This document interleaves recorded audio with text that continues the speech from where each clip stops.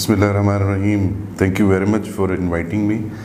मैं एक आम सा पाकिस्तानी हूँ और मेरा शुमार उन 95% पाकिस्तानियों में होता है जो जब पैदा होते हैं तो उनके लिए डिसाइड कर लिया जाता है कि उन्होंने क्या बनना है। वो जब थोड़े बड़े होते हैं तो उनको ज़बरदस्ती वो तालीम दी जाती है जो उनके लिए डिसीजन ले लिया जाता है। फिर बाद में पता चलता है कि ये बच्चा तो साइंस पढ़ ही नहीं सकता, ये तो आर्ट्स पढ़ सकता है, क्योंकि साइंस में वो बड़ी तवातर के साथ माशाल्लाह से 0 नंबर ले रहा होता है। फिर मजबूरन उसको आर्ट्स में डालना पड़ता है, जिस तरह मेरे साथ हुआ कि जब मेरे मैथमेटिक्स में टीचर अंग्रेज़ी में नंबर लिखती थी ZERO, तो मेरी वालदा साहबा को समझ आ गया कि यह हिसाब नहीं कर सकता, तो मजबूरन मुझे आर्ट्स पढ़नी पड़ी। आर्ट्स पढ़ने के बाद पता चला कि मैं तो बेसिकली पढ़ाई के लिए बना ही नहीं हूँ, निकम्मा आदमी। खैर, जिस तरह पाकिस्तानी माशरे में मास्टर्स की डिग्री या कोई भी डिग्री सिर्फ इसलिए ली जाती है कि नौकरी मिल जाए, तो मैंने भी मास्टर्स पॉलिटिकल साइंस में सिर्फ इसलिए किया था कि नौकरी मिल जाए। उसके बाद जब मास्टर्स कर लिया और एक मुनासिब सी नौकरी भी मिल गई तो समझ आनी शुरू हुई कि तालीम की इम्पोर्टेंस है क्या, पैशन क्या होता है, शऊर क्या होता है। जब मास्टर्स कर लिया तो उसके बाद पता चलना शुरू। तो यकीनी तौर पे आपके इस सवाल का जवाब मैंने दे दिया कि मेरी ऐसी कोई ख्वाहिश नहीं थी कि मैं मास्टर्स करूं। मजबूरी बन गई थी कि मास्टर्स के बगैर अच्छी नौकरी नहीं मिल रही थी, क्योंकि हमारी मुल्क के अंदर तरबियत का एक बहुत बड़ा फुकदान है कि हम अपने बच्चों को एजुकेशन या तालीम इसलिए नहीं दिलाना चाहते कि शऊर आ जाएगा या पता चल जाएगा या वो अपने आप को जान पाएंगे। हम सिर्फ इसलिए दिलवाते हैं कि वो अच्छी नौकरी हासिल कर लेंगे। तो मेरा भी भाई वही केस है, क्योंकि मैं एक आम सा पाकिस्तानी हूँ।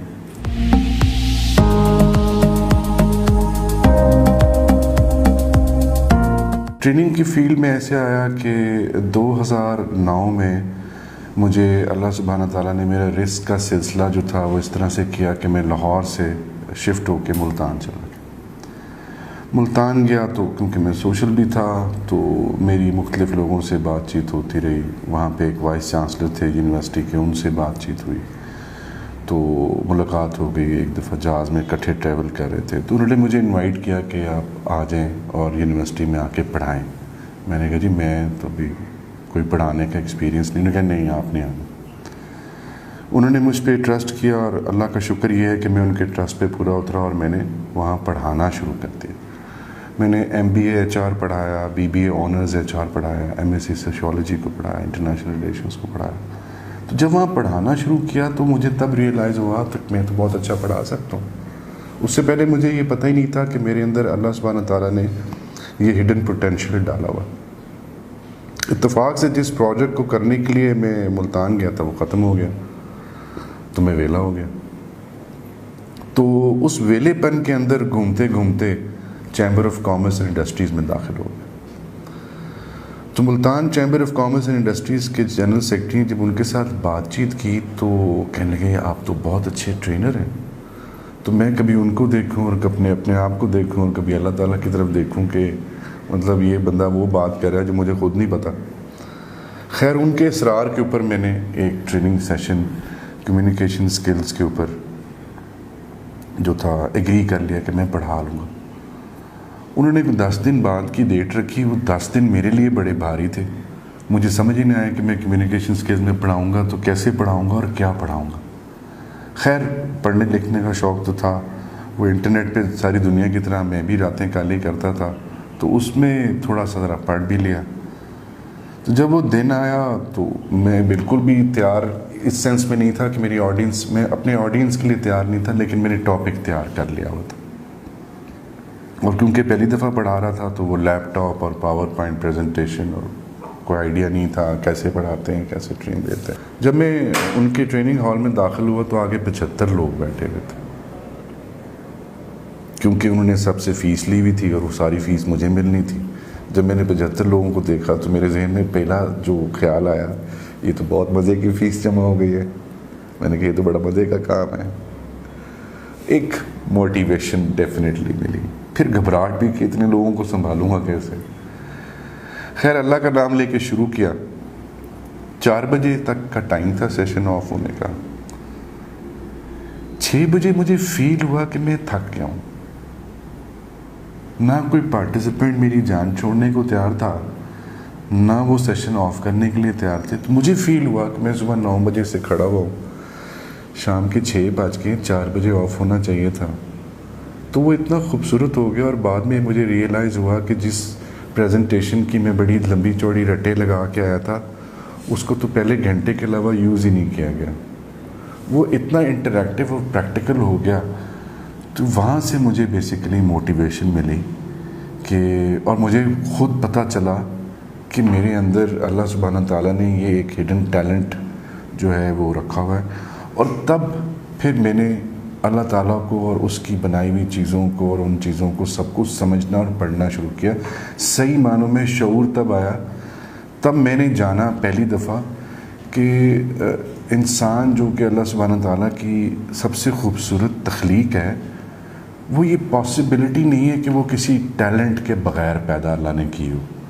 होता सिर्फ ये है कि दुनिया के अंदर बाकी लोग उस टैलेंट को कभी भी एक्सप्लोर करने की कोशिश नहीं करते, अपनी इंफॉर्मेशन और अपनी तालीम और अपना नॉलेज जो है वो स्टफ़ करते चले जाते हैं। नतीजतन जो इंसान के अंदर अपनी नेचुरल काबिलियत होती है, जिसको हम अंग्रेज़ी में टैलेंट कहते हैं, वो कभी एक्सपोज ही नहीं होता। जब वो एक्सपोज नहीं होता तो वो कोई भी इंसान अपनी 100% यूटिलिटी पे परफॉर्म ही नहीं करता। जब आप 100% यूटिलिटी पे परफॉर्म ही नहीं करते तो आपका रिज़ल्ट भी वैसा नहीं मिलता। लेकिन मुझे कुदरत शायद मेरे पे मेहरबान थी, मुझे वो मौका मिल गया कि मैं एक्सप्लोर हो गया और सारा कुछ। उसके बाद फिर वो एक होता है ढोल पीटना। तो जब ढोल तो छुपा हुआ हो तो कोई भी नहीं बजाता। Once it is been exposed तो फिर यू ड्रमिंग स्टार्ट्स। तो when I was exposed to be a presenter, तो वो ड्रमिंग स्टार्ट हो गई। वो chamber of commerce and industries के अंदर कोई 3-4 हज़ार लोग कंपनीज रजिस्टर थी, उनके लोगों को मुख्तलिफ सॉफ्ट स्किल्स की ट्रेनिंग की ज़रूरत थी। तो वहाँ फिर हर हफ्ते ट्रेनिंग स्टार्ट हो गई। तो वो फिर हर दफ़ा टॉपिक डिफरेंट होता था, हर दफ़ा ऑडियंस डिफरेंट होती थी। वो फिर 1, 2, 3, 4 फिर वो सिलसिला जब शुरू हुआ तो वो अब शायद मुझे याद भी नहीं है कि मैंने कितनी ट्रेनिंग्स कराई हैं और टोटल नंबर। मेरा ख्याल है कि पाकिस्तान के अंदर ये भी एक बहुत बड़ा पेशा बन चुका हुआ है, ट्रेनिंग और ट्रेनर, अनफॉर्चुनेटली। जो कि तब्दीली खैर उतनी नहीं आई है जितनी ज़्यादा सेशंस हो गए। तो मेरा ख्याल है मैं लाख एक पार्टिसिपेंट क्रॉस कर चुका हूँ और कोई 4-5 हज़ार सेशंस क्रॉस कर चुका हूँ। और वो इतने ज़्यादा हैं कि शायद किसी कंपनी ने भी इतने नहीं किया होंगे।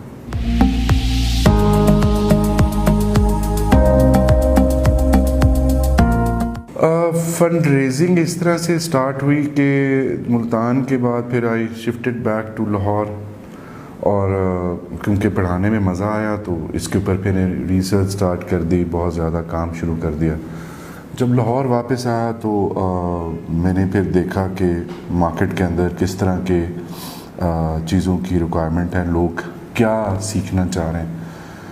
तो देन आई रियलाइज्ड कि सेल्स एंड मार्केटिंग एक ऐसा शोबा है जिसमें हर वक्त लोगों को हेल्प की ज़रूरत होती है। तो मैंने सेल्स और मार्केटिंग के ऊपर रिसर्च स्टार्ट कर दी, उसको पढ़ना शुरू किया, देखा लोग क्या कर रहे हैं, मार्केट में क्या हो रहा है, इंटरनेशनली इस पे क्या काम हो रहा है, टेक्स्ट क्या अवेलेबल है मार्केट के अंदर, लोग इसको किस तरह से परसीव करते हैं और सीरियसनेस कितनी है।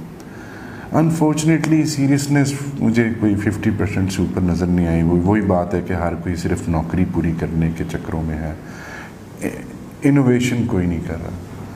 खैर जब मैंने इस पे काम शुरू किया और उसको मुकम्मल किया तो मैं एक दिन जब उसको दोबारा रिवाइज़ कर रहा था तो मुझे स्ट्राइक किया कि ये सारा कुछ तो वो चीज़ें हैं जो कि फंड रेजिंग में इस्तेमाल हो सकती हैं, because fund raising is also kind of a market. सो जब मैंने उन चीज़ों को आहिस्ता आहिस्ता फंड रेजिंग के साथ जोड़ना शुरू किया तो वो एक बहुत मिराकुलस किस्म की चीज़ बन गई। अल्लाह सुब्हाना ताला ने मुझे मौका दिया था कि मैं लम्स से पढ़ लूँ, और मैं 2003-04 में लम्स और मैगिल्स यूनिवर्सिटी का एक जॉइंट प्रोग्राम था, मैंने उससे वो सर्टिफाई किया। جب میں نے وہ لکھ لیا فنڈ ریزنگ کے اوپر اور سارا کچھ، تو مجھے بڑی ایک اچیومنٹ کا ایک احساس بھی تھا. تو میں نے اپنے کچھ دوستوں کو بتایا فنڈ ریزنگ کے حوالے سے لمس کے اندر کہ میں نے یہ کر لیا. تو وہ بڑے خوش ہوئے، اور ڈیفینیٹلی میں ان کا شاگرد بھی تھا اور وہاں سے پڑھا تھا. تو انہوں نے مجھے انوائٹ کیا لمس میں پڑھانے کے لیے. انہوں نے کہا کہ آپ آئیں اور لمس کی فیکلٹی کو اور سٹاف کو فنڈ ریزنگ پڑھائیں. تو again it was a very big surprise and shocking thing for me کہ میری تو اوقات ہی کچھ نہیں ہے. اور لیکن خوشی کیا کہ جس ادارے سے میں پڑھا تھا وہ مجھے خود انوائٹ کر رہا تھا کہ میں وہاں آ کے ان کے سٹاف کو فنڈ ریزنگ پڑھاؤں. خیر میں اللہ کا نام لے کے چلا گیا اور میں نے پھر لمس کے سٹاف کو فنڈ ریزنگ پڑھائی، اور انہوں نے پھر مجھے سرٹیفائی کیا that Umar Kamal has trained LUMS staff on fund raising. یہ ایک بہت بڑی اچیومنٹ تھی میرے لیے کہ جس ادارے سے آپ پڑھے ہوئے ہیں اس ادارے میں جا کے آپ پڑھا بھی لیتے ہیں، اور اسپیشلی ایسا ٹاپک جو کہ اس وقت میرا نہیں خیال پاکستان کا سب سے بڑا فنڈس کا ایشو ہے. وہاں سے پھر مجھے موٹیویشن ملی. میں نے پھر دیکھا تو اگین مجھے وہ اللہ سبحانہ تعالیٰ کی طرف سے آیا کہ یہ ایک ان بلٹ کوالٹی تھی میرے اندر کہ میں فنڈ ریزنگ کر سکتا ہوں.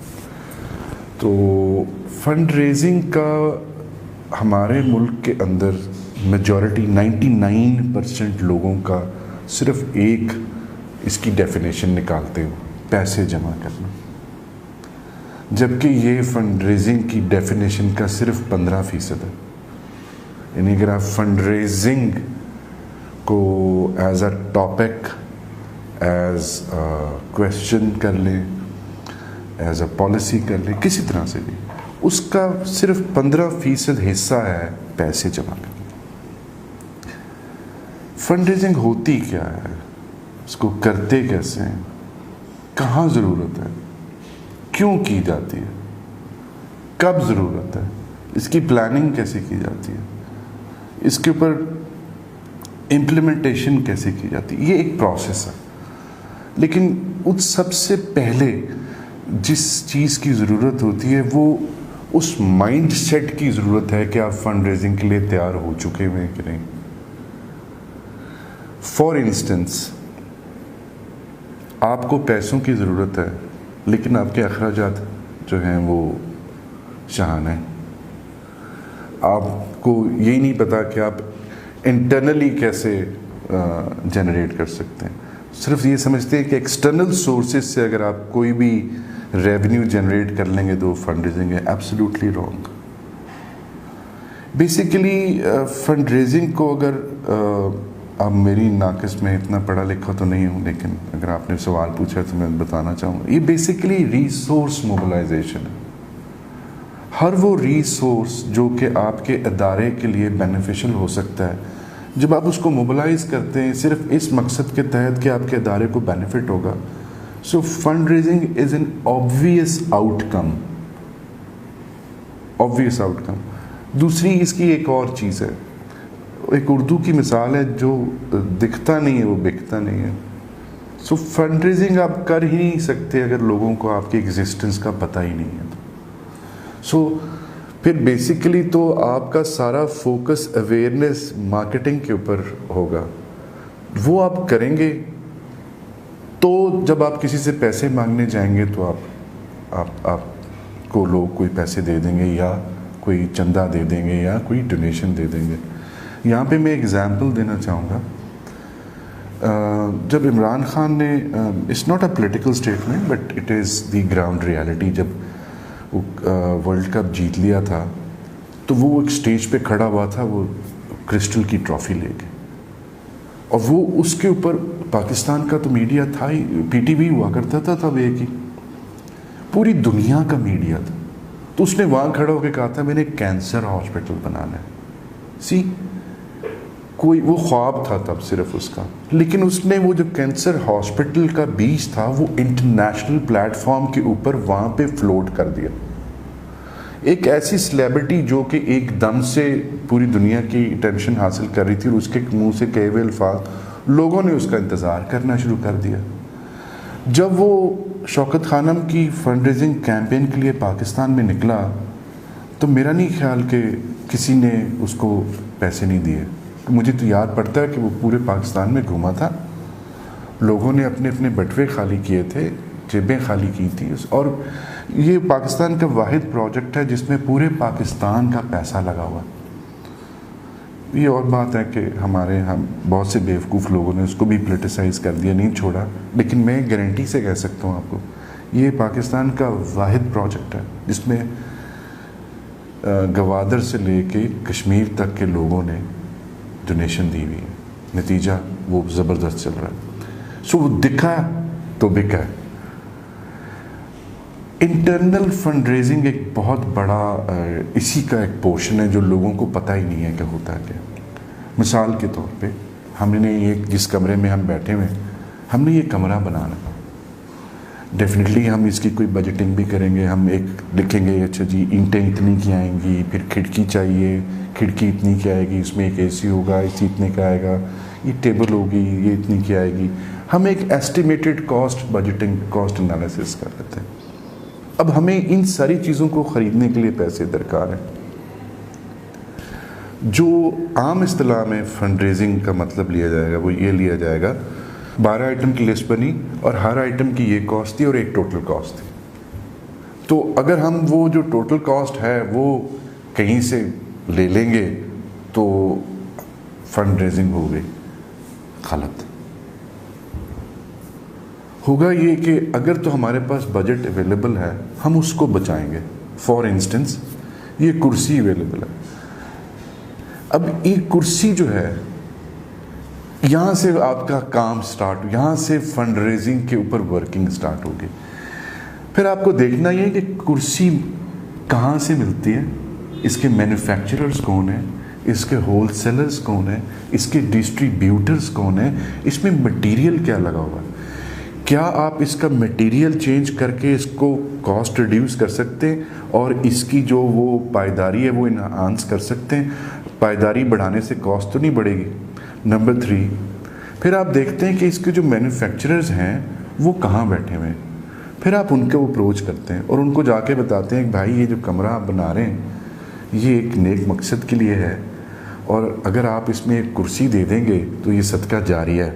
وہ کہتے ہیں نہیں یار میں تو بھائی پہلے اللہ کے راستے میں بڑے پیسے لگاتا ہوں تو اللہ آپ کا بھلا کرے.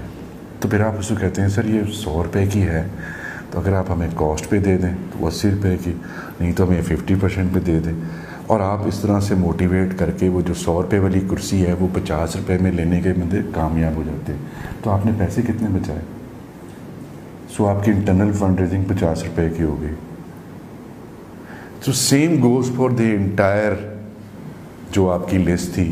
آپ ہر جگہ سے وہ بعد میں جب آپ اس کو کمپلیٹ کرتے ہیں پتہ یہ چلتا ہے آپ کا 1 لاکھ روپے کا خرچہ تھا جس میں سے آپ نے 50,000 روپے بچا لیا. انٹرنل فنڈ ریزنگ 50,000 روپے کی ہوگی. سو اب آپ کو باقی چیزوں کے لیے 50,000 روپے اندر سے اویلیبل ہو گیا اور باقی باہر سے کرنا ہے.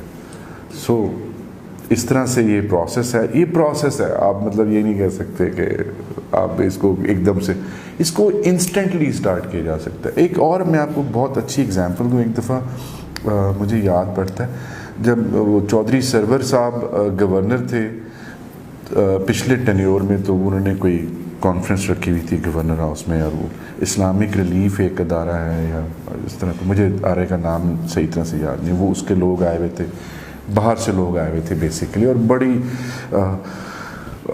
وہ جیسے کہتے ہیں نا پرجوش اور وہ تقریریں چل رہی تھیں اور فنڈ ریزنگ کے حوالے سے باتیں ہو رہی تھیں اور چیریٹی کے حوالے سے باتیں ہو رہی تھیں, اور بڑے پڑھے لکھے لوگ آئے ہوئے تھے. میں ایک واحد آدمی تھا وہاں جو جاہل تھا. تو ساری میں نے جب باتیں سن لیں تو ایک صاحب بڑے زور و شور سے کہہ رہے تھے کہ یار آپ چندہ دیں تو یہ کریں تو وہ کریں. میں نے ہاتھ کھڑا کیا, میں نے کہا سر آپ سے میں ایک سوال پوچھوں, جس ادارے کے لیے آپ فنڈ ریزنگ کرنا چاہ رہے ہیں آپ کب سے منسلک ہیں اس کے ساتھ؟ کرنے کا مجھے 17 سال ہو گئے. میں کہا ٹھیک ہے سر. میں کہا سر اب ایک اگلا مشکل سوال اگر آپ اجازت دے دیں, لیکن سر مجھے اس کا جواب ذرا وہ صحیح چاہیے. میں کہا سر آپ اپنا صدقہ خیرات کہاں دیتے ہیں؟ اس بندے کے پاس جواب نہیں تھا، کیونکہ وہ اس ادارے کو نہیں دیتا تھا جس کے لیے وہ پیسے مانگ رہا تھا. تو وہ ہال جو تھا تالیوں سے اس لیے گونج پڑا کہ وہ صورتحال ساروں کی تھی. سو پاکستان میں میجورٹی آف ایسے اداروں کی ہے جو لوگوں سے پیسہ مانگ رہے ہوتے ہیں، لیکن وہ جس ادارے کے لیے وہ پیسہ مانگ رہے ہوتے ہیں، وہ اپنا پیسہ جنہوں نے اللہ کی راہ میں خرچ کرنا ہوتا ہے، صدقہ خیرات یا ڈونیشن، وہ اس ادارے کو نہیں دے رہے ہوتے.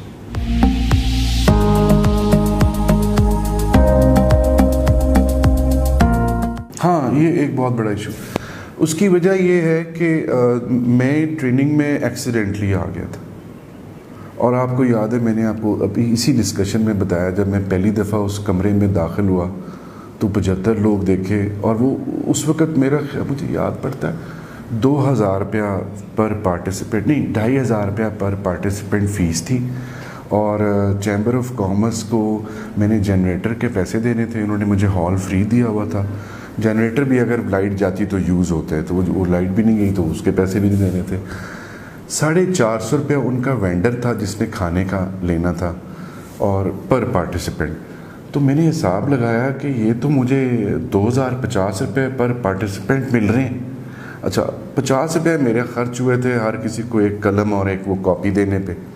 اسٹریٹ اوے 2000 روپیہ. میں نے فٹافٹ پہلی کیلکولیشن کیا کہ 2000 ضربے 75، وہ میں کہا انہیں پیسے. This is the reason why our training programmes are not successful. One of the reason, پہلی ریزن یہ ہے کہ ہماری جو لوگ پڑھا رہے ہیں ان کی نظر میں یہ ایک بہت لیوکریٹو پروفیشن ہے، یہاں سے بہت اچھا ریٹرن ملتا ہے. دوسرا، پارٹیسپینٹس. ہوا کیا کہ جب لوگوں نے یہ ریئلائز کیا اس میں تو بڑے پیسے بنتے ہیں، تو وہ ایک مشروم گروتھ ہوئی ہمارے معاشرے کے اندر ٹرینرز کی، جس کو آپ دیکھیں انفارچونیٹلی سارے بھائی لوگ ہیں. میں تو خیر ان میں سے کسی کا بھی مقابلہ نہیں کر سکتا، بڑے بڑے لوگ ہیں، گروز ہیں، آل دیٹ. دوسرا جو مجھے اتنے ڈھیر سارے ٹریننگ پروگرام کرانے کے بعد جو چیز ریئلائز ہوئی، وہ یہ ریئلائز ہوئی کہ ہم یہ بھول جاتے ہیں جب ٹریننگ پروگرام کرا رہے ہوتے ہیں پاکستان میں، کہ ہم پاکستان میں رہتے ہیں. Pakistan is not a European country. اور ایک تو میں بھی وہی انگلش اردو میڈیم والا، میں بھی اسی کا مریض ہوں، تو یہ سب کے ساتھ ہوتا ہے پاکستان میں. لیکن ہم پریکٹیکلی یہ بھول جاتے ہیں کہ یہ یورپی کنٹری نہیں ہے، اور ہماری جو نیشنل لینگویج یا مدر ٹنگ ہے وہ انگریزی نہیں ہے، اردو ہے. اور زیادہ مزے کی تو پنجابی ہے، اور باقی علاقوں کی باقی. سو ہم نے جتنا بھی ٹریننگ میٹیریل ڈیولپ کیا ہے وہ سارا انگریزی میں ڈیولپ کیا ہے. اچھا، پھر جب انگریزی میں وہ مٹیریل ڈیولپ کر لیا تو جب ہم جتنی خوبصورت انگریزی منہ میں ٹافی رکھ کے بول سکتے ہیں انگریزوں کے اس ایکسنٹ کے اندر، اتنی زیادہ لوگ تالیاں بجاتے ہیں. ٹھیک، تو پھر انگریزی کے اندر ہوتا ہے. اچھا، نتیجہ کیا ہوا کہ جب یہ اٹریکشن لوگوں کو ملی تو ٹریننگ سیشن جن کی ضرورت تھی وہ بھی آرگنائز کیے گئے، اور جن کی ضرورت نہیں تھی وہ بھی آرگنائز کیے گئے. من حیث القوم ہمیں ٹریننگ سے ہی متنفر کر دیا گیا. ہم نے یہ ریئلائز ہی کرنا چھوڑ دیا کہ میرے اندر ایک خاص اسکل سیٹ کی ضرورت، جو اس کی ترقی کرنے کے لیے ضرورت ہے، میں اس کو ایکوائر کروں. میں کہتا ہوں اچھا یار، پھر 4-5 گھنٹے جا کے وہ انگریزی کا لیکچر سننا پڑے گا، وہی پاور پوائنٹ پریزنٹیشن ہوگی. اب اٹریکشن کیا ہوتی ہے ٹریننگ کی کہ لوگ آتے ہیں، ان کو 5-6 گھنٹے یا 7 گھنٹے یا جتنے بھی گھنٹوں کی وہ ٹریننگ ہوتی ہے اتنی دیر وہ اپنی ورک پلیس سے باہر نکلتے ہیں، وہ ان کے لیے ایک انجوائیبل تھنگ ہوتی ہے. نمبر 2، ان کو ایک مٹیریل ہم انگریزی کا دے دیتے ہیں جس کو پارٹیسپینٹ ہینڈ آؤٹ کا نام دیا جاتا ہے. وہ کہتے ہیں اچھا یار وہ بھی پڑھ لیں گے، ٹائم ملا. تیسرا، ذرا ان کو ہم اچھی سی چائے پانی پلا دیتے ہیں. اور اس سارے کرنے کے بعد وہ جو ٹریننگ پارٹیسپینٹ ہوتے ہیں وہ آدھے لڑکیاں آدھے لڑکے ہوتے ہیں. میجورٹی آف دا کیسز کے اندر کچھ میں صرف لڑکے اور کچھ میں صرف لڑکیاں ہوتی ہیں، تو وہ جو نیٹ ورکنگ کا ایک شوق ہوتا ہے وہ پورا ہو رہا ہوتا ہے. تیسرے نمبر پہ جو شام کو ان سارا ٹائم ویسٹیج کے سرٹیفکیٹ بھی ہم ان کو دیتے ہیں کہ آپ کی بڑی مہربانی ہے، آپ نے اتنا ٹائم ضائع کیا، یہ لیں. اب وہ جو سرٹیفکیٹ جب ہم اپنے پروفائل میں لگاتے ہیں تو ہمارے پروفائل کے اندر ایک فیدر لگ جاتا ہے. So majority of the participant صرف اس لیے ٹریننگ اور کنڈکٹ بھی اس لیے. دیر آر ویری فیو جو ایکچوئل میں کسی ٹاپک کے بارے میں جان کے اس کو سیکھنے کے لیے آتے ہیں. وہاں پرابلم کیا ہو جاتا ہے, پارٹیسپینٹ سیکھنے کے لیے آیا ہوتا ہے اس ٹاپک کو جاننے کے بعد, لیکن جو پریزنٹر ہوتا ہے وہ پیسے بنانے کے لیے آیا ہوتا ہے. سو وہ جو ایکویژن ہوتی ہے وہ کہیں نہ کہیں بیلنس نہیں ہو رہی ہوتی. نتیجہ صحیح جو بھی ٹاپک ہے یا جو بھی آپ علم بانٹنا چاہ رہے ہیں وہ صحیح معنوں میں تقسیم نہیں ہو رہا ہوتا, اس کوالٹی کا تقسیم نہیں ہو رہا ہوتا جس کی ضرورت ہے, اور ریسیونگ اینڈ کے اوپر ریسیور اس کو ریسیو نہیں کر رہا ہوتا. نتیجہ آپ جب ٹریننگ کی بات کرتے ہیں تو لوگ اس کو نان سیریسلی لیتے ہیں.